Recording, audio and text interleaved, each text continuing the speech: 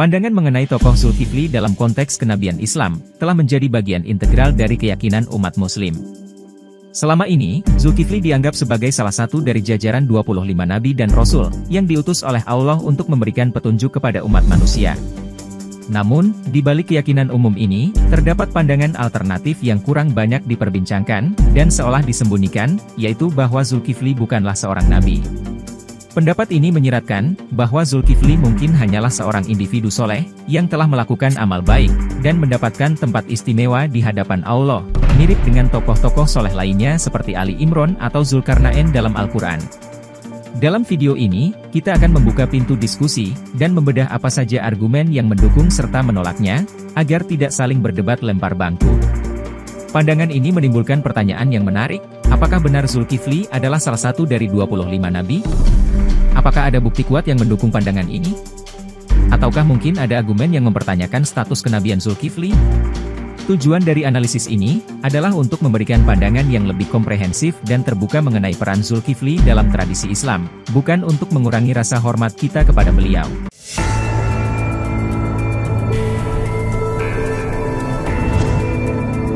Sebagian ulama sepakat, dan telah banyak media mainstream menyebarluaskan, bahwa Zulkifli adalah salah satu nabi yang diutus oleh Allah.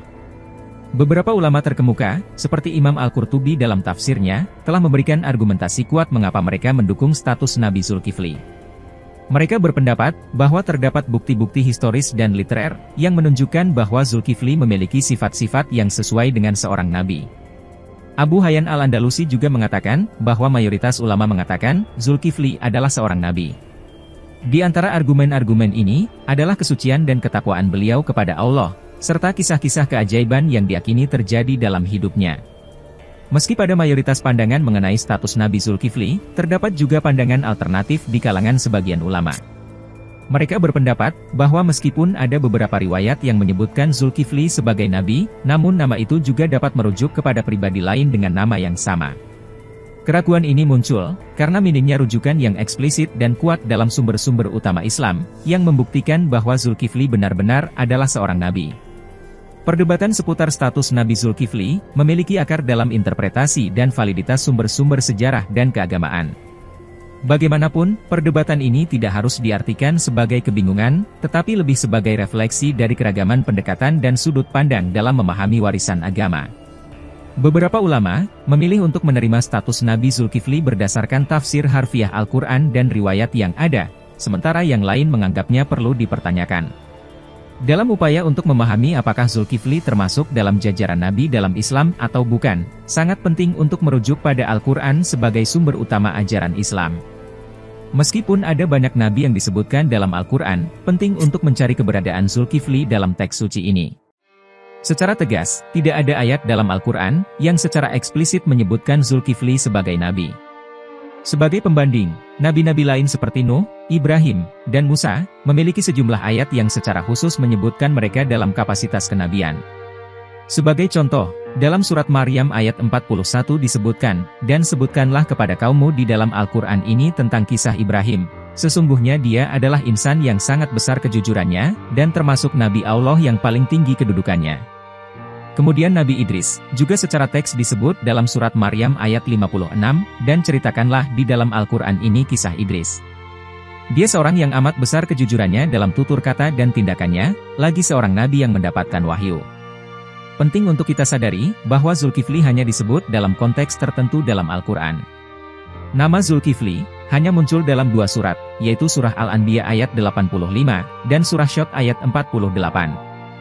Di surah Al-Anbiya ayat 85 disebutkan, dan ingatlah Ismail, Idris, dan Zulkifli, mereka semua adalah orang-orang yang bersabar dalam menghadapi cobaan. Kami telah meliputi mereka dengan rahmat kami, karena mereka adalah orang-orang yang baik dan syolih. Kemudian, dalam surah Syod ayat 48 Allah berfirman, ingatlah Ismail, Ilyasa, dan Zulkifli, semuanya termasuk orang-orang yang paling baik. Ini adalah kehormatan, dan sesungguhnya bagi orang-orang yang bertakwa, benar-benar disediakan tempat kembali yang baik. Perlu dicatat, bahwa dalam ayat-ayat ini, tidak ada pengungkapan langsung tentang status Zulkifli sebagai nabi. Ayat-ayat ini, lebih berfokus pada sifat baik dan kesolehan mereka, bukan status kenabian Zulkifli. Jadi, jika diambil secara harfiah, Ayat-ayat ini tidak memberikan argumen yang kuat untuk mendukung pandangan bahwa Zulkifli adalah nabi. Dalam mencari kejelasan mengenai status kenabian Zulkifli, juga penting untuk melihat pada hadis-hadis yang ada dalam literatur Islam. Walau begitu, kita menemukan bahwa hadis-hadis yang mengacu pada Zulkifli bersifat kontradiktif. Beberapa hadis menggambarkan Zulkifli sebagai seorang nabi, sementara hadis lain lebih cenderung menggambarkannya sebagai seorang yang soleh saja. Sebagai contoh, dalam literatur Sahih Bukhari, salah satu koleksi hadis paling terpercaya dan dianggap paling otentik dalam Islam, tidak terdapat hadis yang secara spesifik menyebutkan Zulkifli sebagai nabi. Ini menimbulkan pertanyaan, mengapa sosok Zulkifli tidak tercatat sebagai nabi dalam koleksi hadis tersebut, jika memang statusnya sebagai nabi sangat pasti. Di sisi lain, terdapat hadis-hadis yang menghubungkan Zulkifli dengan sifat kebaikan dan ketekunan dalam beribadah. Ini menunjukkan bahwa Zulkifli adalah sosok yang soleh dan mendapatkan rahmat Allah saja, namun tidak secara eksplisit menyatakan bahwa dia adalah nabi. Dalam konteks ini, pernyataan bahwa Zulkifli adalah nabi menjadi lebih bervariasi dan ambigu. Kontradiksi antara hadis-hadis ini menciptakan keraguan tentang status Zulkifli sebagai nabi. Mengapa tidak ada konsistensi dalam hadis-hadis yang merujuk kepadanya? Apakah ini menunjukkan bahwa Zulkifli mungkin lebih cocok dianggap sebagai orang yang soleh saja daripada seorang nabi?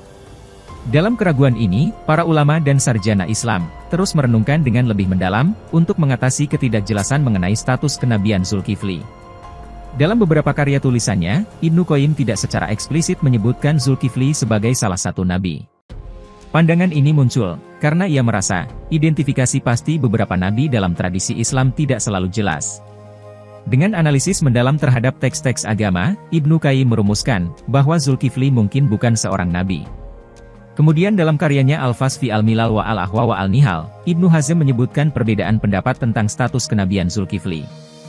Dia mengindikasikan bahwa ada ketidakpastian di kalangan ulama tentang apakah Zulkifli benar-benar seorang nabi. Ibnu Hazm masih memberikan ruang bagi pandangan alternatif ini.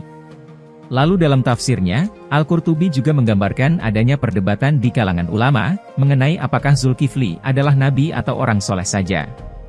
Dia tidak mencatat bahwa semua ulama setuju, bahwa Zulkifli adalah seorang nabi.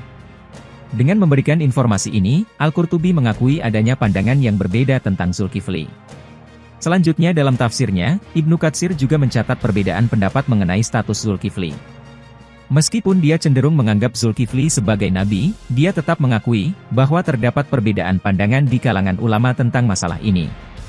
Ibnu Katsir mengatakan bahwa Dzul-Kifl adalah seorang nabi berdasarkan penyebutan Al-Quran dan pendapat populer.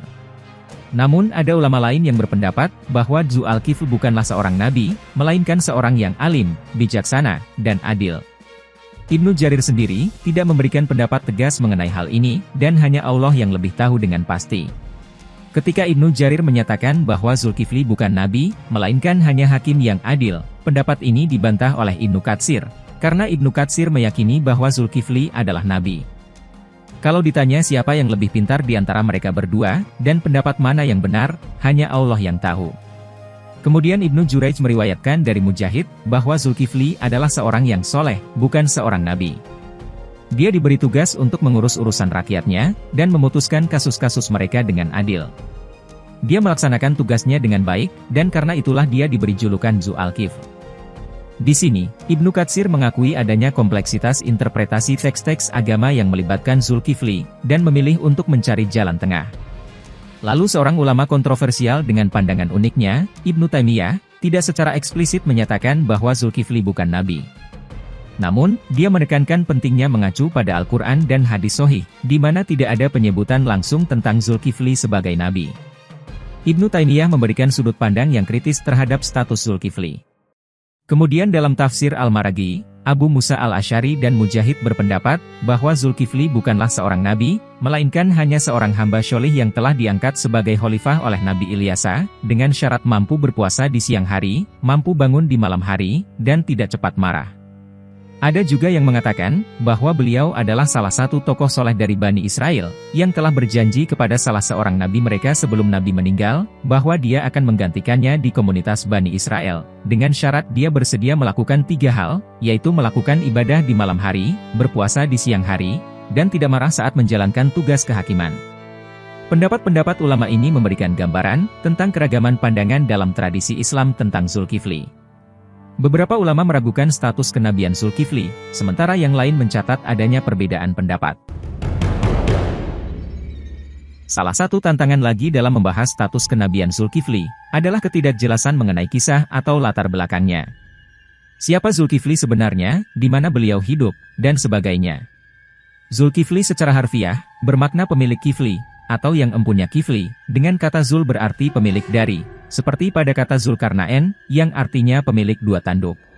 Terdapat sejumlah pendapat mengenai makna kifl. Sebagian menyebutkan bahwa itu adalah kata Arab kuno, yang berarti ganda, yang juga digunakan untuk menyebut lipatan kain. Nama Zulkifli, umumnya dipahami memiliki arti, salah satu dari bagian ganda. Beberapa keterangan yang ada, menunjukkan beberapa kemungkinan mengenai identitas dan peran Zulkifli. Salah satu pendapat, menghubungkan Zulkifli dengan Bisir atau Bashar, yang dianggap sebagai putra dari Nabi Ayub. Meskipun ini menjadi salah satu pandangan, namun tidak ada sumber yang memberikan rincian yang jelas atau teks asli yang mendukung pandangan ini.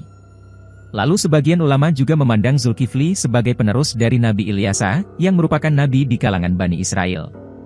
Namun, bukti konkret yang mendukung kaitan ini juga sulit ditemukan, dan keterangan mengenai Zulkifli sebagai penerus Ilyasa, cenderung bersifat spekulatif. Kemudian yang menjadi bahan tertawaan agama sebelah, adalah pendapat beberapa ulama yang menghubungkan Zulkifli dengan Yehezkiel dalam kitab Perjanjian Lama Alkitab Kristen dan Ibrani. Yehezkiel adalah seorang nabi dalam agama Yahudi dan Kristen, dan pandangan ini mencoba mengaitkan dua tokoh dari dua agama yang berbeda. Namun, perbandingan ini juga tidak memiliki dasar yang kuat dalam sumber-sumber Islam. Selanjutnya sebuah pandangan yang lebih kontroversial, adalah pendapat ulama yang mengaitkan Zulkifli dengan Siddhartha Gautama, yang dikenal sebagai Buddha dalam agama Buddha. Pandangan ini sangat kontroversial, namun bisa ditemui dalam literatur Islam, seperti keterangan dari Ibnu Taimiyah. Beberapa ulama lain, menganggapnya sebagai spekulasi yang tidak memiliki dasar dalam sumber-sumber Islam. Tentang tanggal dan tempat kelahiran Zulkifli, pendapat yang ada juga bervariasi. Beberapa keterangan menyebutkan bahwa Zulkifli hidup sekitar tahun 1500 sampai 1425 sebelum Masehi, dan meninggal pada usia 75 tahun di Damsyik, Suriah. Lalu ada pula ulama yang menyebutkan bahwa masa hidupnya 892 sampai 832 sebelum Masehi, berdasarkan asumsi bahwa beliau adalah penerus Nabi Ilyasa. Selain itu ada pula ulama yang menyebut pada 597 sebelum Masehi, berdasarkan asumsi bahwa beliau adalah Nabi Yesaya. Selain itu, klaim-klaim mengenai lokasi makam Zulkifli juga menjadi sumber perdebatan. Beberapa tempat yang diklaim sebagai kemungkinan makamnya adalah Kifl di Irak dekat Najaf dan Al-Hillah, Nawa di Suriah, desa Kifl Haris di daerah Nablus di Palestina, dan Jabal Kasyun di Damaskus. Bahkan, jika Zulkifli adalah Siddhartha Gautama, maka makam yang benar adalah berada di Cina. Namun, seperti halnya dengan informasi lainnya, tidak ada bukti yang pasti dan sahih mengenai lokasi makam Zulkifli. Beberapa kisah yang sering kita dengar adalah hasil gabungan dari sumber-sumber yang tidak jelas tersebut, yang kemudian diberi judul kisah lengkap Nabi Zulkifli atau semacamnya, tanpa memberitahu kita kalau kisahnya tidak jelas sumbernya. Satu-satunya sumber yang bisa dipercaya, hanyalah dua ayat Al-Quran, yang menerangkan bahwa Zulkifli adalah orang yang bersabar dalam menghadapi cobaan dan orang soleh, tidak lebih dari itu. Bahkan Al-Hafidz Ibnu Katsir mengatakan, hadis yang diriwayatkan Imam Ahmad tentang Zulkifli, adalah hadits yang aneh, sanadnya juga meragukan. Dalam menjelaskan pandangan bahwa Zulkifli mungkin bukan seorang nabi dalam Islam, kita dapat merujuk pada karakter-karakter lain yang dihormati sebagai orang soleh dalam Al-Quran. Ini adalah langkah penting, untuk memahami perbedaan antara status kenabian, dan status orang soleh dalam tradisi Islam. Ali Imran dan Zulkarnain, adalah contoh karakter dalam Al-Quran yang dihormati sebagai orang soleh, namun tidak diangkat sebagai nabi. Kedua tokoh ini memiliki peran penting dalam mengajarkan nilai-nilai kebaikan dan keadilan kepada umat manusia. Ali Imran adalah ayah dari Maryam, dan kakek dari Nabi Isa. Sedangkan Zulkarnain dikenal karena kepemimpinannya yang bijaksana. Penting untuk mencatat, bahwa dalam referensi Al-Quran, mereka tidak diidentifikasi secara eksplisit sebagai nabi. Ini menunjukkan, bahwa dalam tradisi Islam, ada ruang bagi orang soleh yang tidak diangkat sebagai nabi, namun tetap memiliki peran yang signifikan dalam menginspirasi dan membimbing umat manusia. Menghubungkan konsep ini dengan Zulkifli, dapat disimpulkan bahwa argumen yang menyatakan bahwa Zulkifli mungkin bukan nabi, didukung oleh fakta bahwa ada karakter-karakter dalam Al-Quran yang dihormati sebagai orang soleh, tanpa mendapatkan status kenabian. Ketidakhadiran referensi eksplisit tentang Zulkifli sebagai nabi dalam sumber-sumber utama Islam, juga memperkuat pandangan bahwa perannya lebih cocok sebagai orang soleh daripada nabi. Setelah melihat dengan cermat argumen-argumen yang telah dijelaskan sebelumnya, tampaknya, pandangan alternatif bahwa Zulkifli bukanlah seorang nabi, memiliki dasar yang kuat. Meskipun banyak yang memandangnya sebagai salah satu dari 25 nabi dalam Islam, pendapat yang menyatakan bahwa Zulkifli hanyalah seorang yang soleh, juga memiliki dukungan yang signifikan. Hal ini pun seolah menjadi bola salju yang terus bergulir dengan munculnya beberapa pertanyaan lain. Bagaimana dengan status nabi lainnya? Dan bagaimana konsep 25 nabi dan rasul yang sering diceramahkan para ustadz? Satu-satunya jawaban yang pasti adalah, hanya Allah yang tahu, maka dari itu jangan pada debat sambil lempar bangku.